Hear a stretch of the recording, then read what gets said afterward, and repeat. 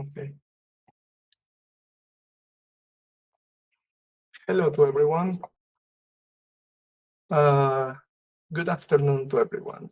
Let me introduce myself first. I will share my screen now.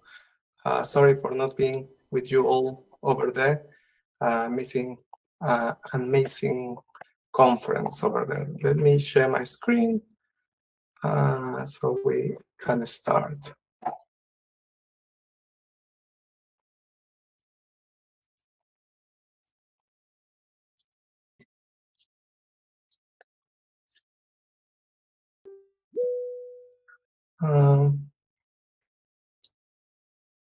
Okay, I think, okay, I can see myself and I can see that the presentation is there. So, good afternoon to everyone. I am Fernando Ceballos Zulca, lead analyst for the lithium assets at CRU International. First of all, I would like to thank to Professor Rosandro and Elena for all the organization of this amazing event. And again, apologize for not being present with you all in person today. Okay, I want to walk you through some of the most significant shifts happening in the lithium industry right now. Trends that are fundamentally reshaping the entire lithium value chain. We are seeing technological breakthroughs, policy interventions, and environmental constraints converging to create both challenges and unprecedented opportunities.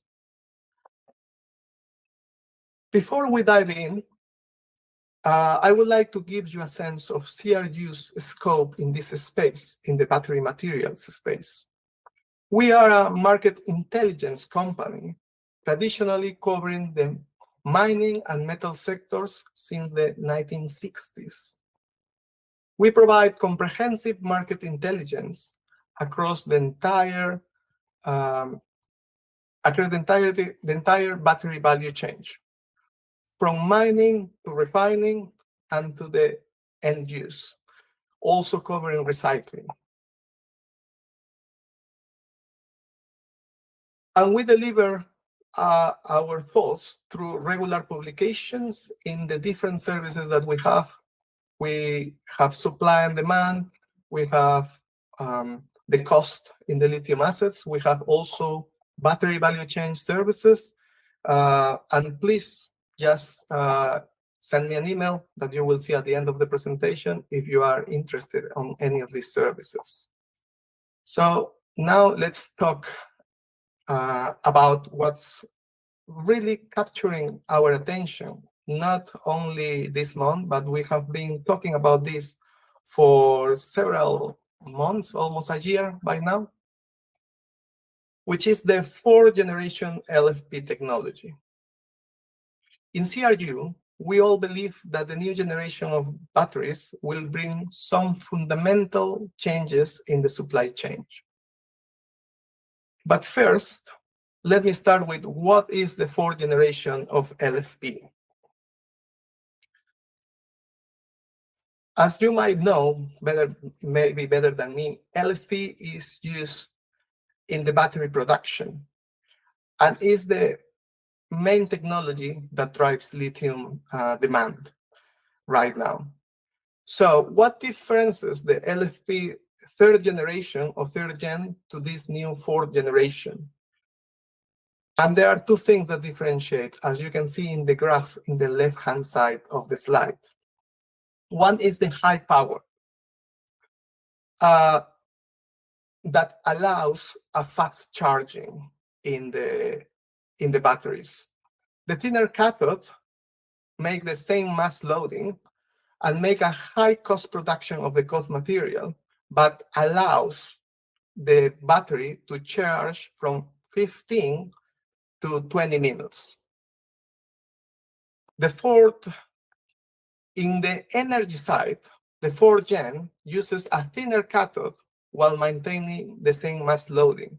This means that the capacity increased by 10%, and also the material intensity used in the batteries decreases. The trade-off, of course, reduction in the cost by 5%. Okay, so these improvements on LFP batteries might open the opportunity for electrification in challenging areas like short-haul flights or big machinery. That's why is these improvements so important. As this technology is a game changer, geopolitics came to play. China has made the fourth generation of LFP a strategic priority and has implemented technology export controls. And those controls are very strict. No sharing know-how, no sharing equipment. Basically, you cannot export equipment from China, and not producing overseas, or at least is very limited. All this apply to CAM and input materials as well. So all the supply chain. In other words, if you see in the right-hand side, in the upper right-hand side of the slide, you will see that all the value chain of this fourth generation is in Chinese names. Of course, KTL is leading it, but they have partnered with Lopal or Fulin to create these fourth generation cathode materials. And at the same time, upper in the value chain, in the upper stream, you have Chinese names like Ganfeng trying to produce the lithium chemicals that I will touch base in the next slide. So, why is this important for the entire supply chain? Again, I will compare it to the third generation just to make it clear. So in the third generation, cathode manufacturers, they were using lithium carbonate to create an iron phosphate to create LFP, lithium iron phosphate, basically. But also they can create, a part of the third generation of LFP, they also can create a high compact density LFP cathode. While in the fourth generation LFP, the cathode material producers can use directly lithium chloride or lithium sulfide plus phosphoric acid to optionally create lithium carbonate or directly create lithium hydrogen phosphate and also mixing it with iron oxalate to create this fourth gen that in the long name is called ultra high compaction density LFP cathode.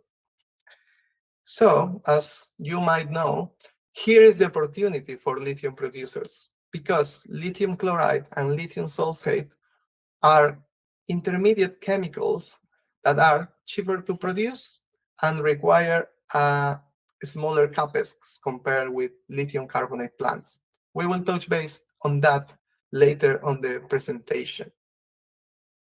So this is the new opportunity. The new opportunity is lithium sulfide and lithium chloride, and the supply is responding to that. So, and here I want to do a parenthesis.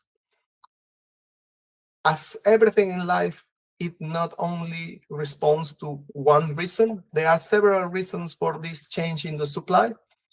One of these, of course, is the available technology of the fourth gen, but there are several stakeholders trying to shaping the supply chain and making this change viable. And we will touch on those as well. But the reality is that the primary production of sulfate by operation is the primary production of sulfate is increasing. Sulfate will increase 70% by the end of the decade.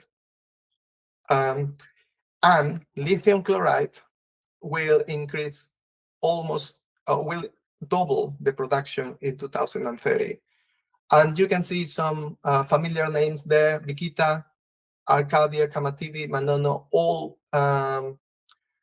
Bikita, Arcadia, and Kamativi in Zimbabwe, Manono in the DRC, Africa. In South America, in sulfate, the only brand producer doing lithium sulfate, which is Salar de Atacama, and lithium chloride is the intermediate product, common intermediate product for the brands like Mariana, Hombre Muerto West, and Pozuelos Pastos Grandes. Of course, the lithium chloride and the lithium sulfate has a lower price in the open market than the carbonate. So we forecast that producers of intermediate products will receive a reduction from the carbonate price. We estimate a 16% for chloride and a 10% for sulfate. But that sacrifice on price, it is compensated, but lower OPEX, 20 to 30%, specifically in reagents. Reagents in those jurisdictions like South America, here, Brazil, and also Africa are expensive. To create lithium carbonate, we need soda ash, which is always imported, and the transport is a huge cost for that reagent. So lower OPEX will open some opportunities, faster commissioning, less than 2 months, and also it doesn't require a high purity. And that's another important point, lower CapEx. But this brings us to a question. Can lithium carbonate be challenged as the dominant feedstock? And we believe yes. Of course, as more of you might be thinking, this is not happening now, but we do forecast an increase on the capacity for the 4-gen LFP, and we forecast a 30% of the capacity of the total LFP at the end of the decade to be the 4-gen. It will take some time to adequate all the infrastructure that already exists, but because of the advantages that I already talked about, faster in charge and also more density, this is the future, and the demand or the capacity share will change in the future. Now, as I talked in the beginning, this increase on the supply of lithium intermediates is not only shaped by the 4-gen, it's also shaped by other stakeholders, and that's the government. The government intervention in Zimbabwe is the obvious example.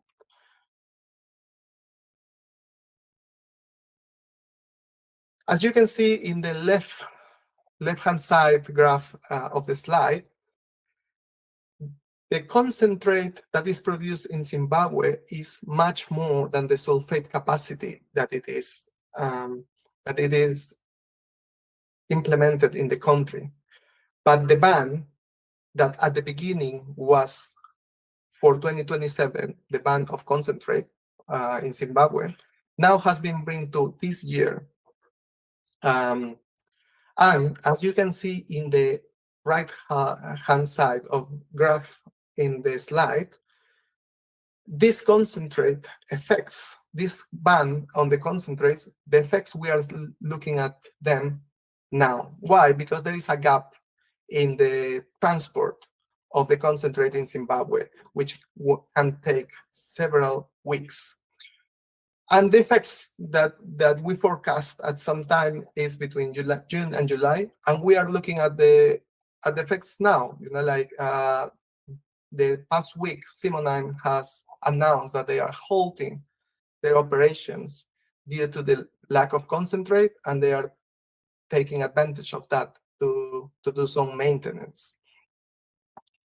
So that's why, based on the capacity that the companies can put in the years and the ban, that's why we forecast that the concentrate ban will be halted at some point in the future, as long as the mining companies made a plan to invest in sulfate capacity, and at some point this capacity on concentrate and sulfate needs to be not equal, but in a reasonable share.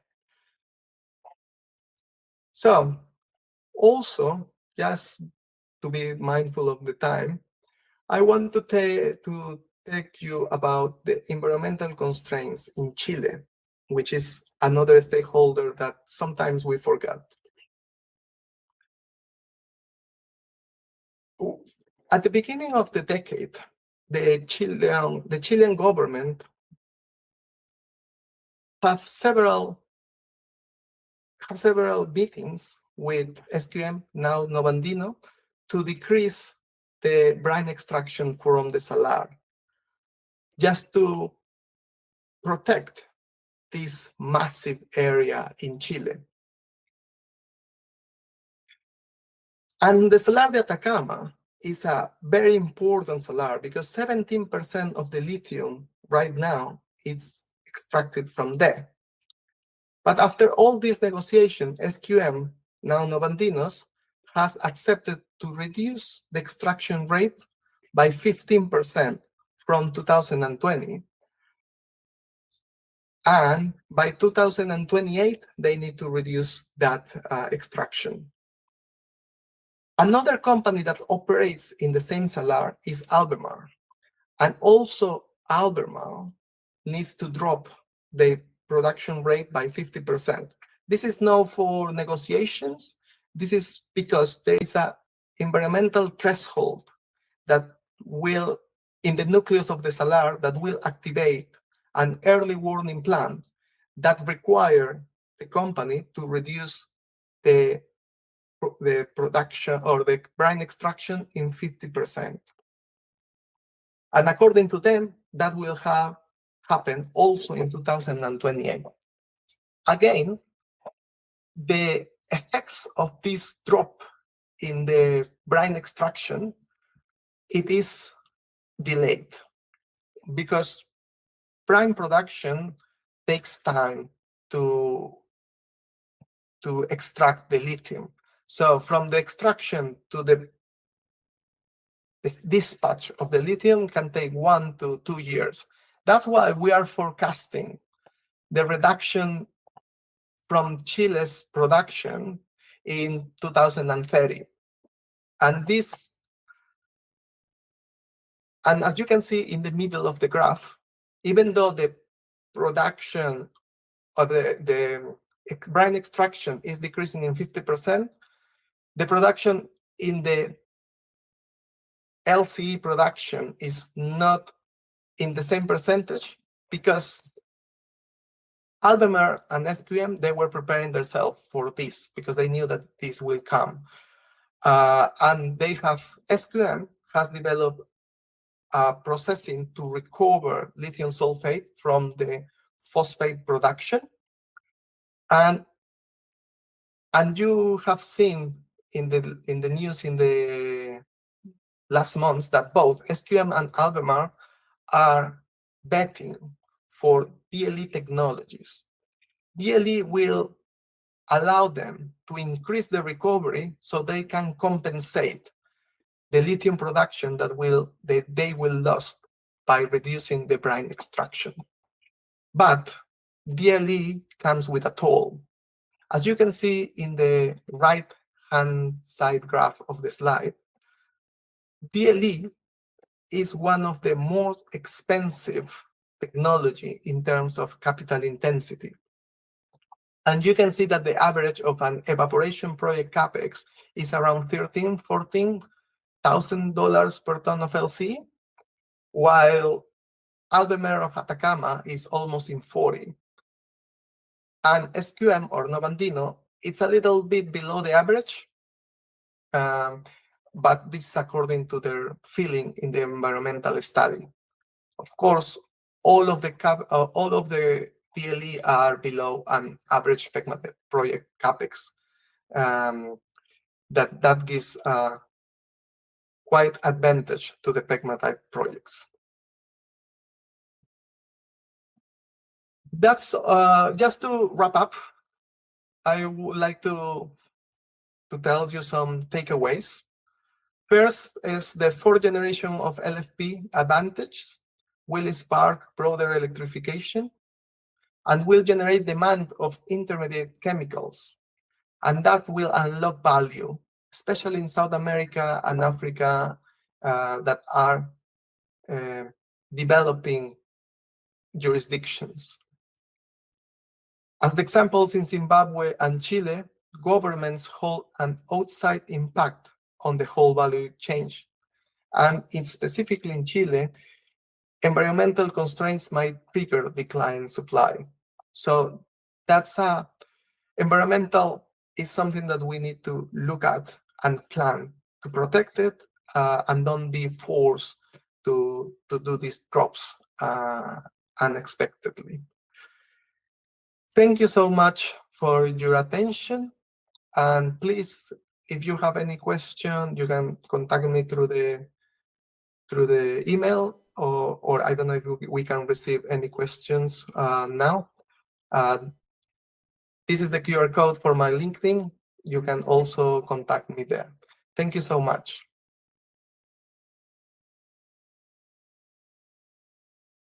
Thank you so much for your presentation. And thank you so much for joining us today here in the Lithium Business Fair. Thank you.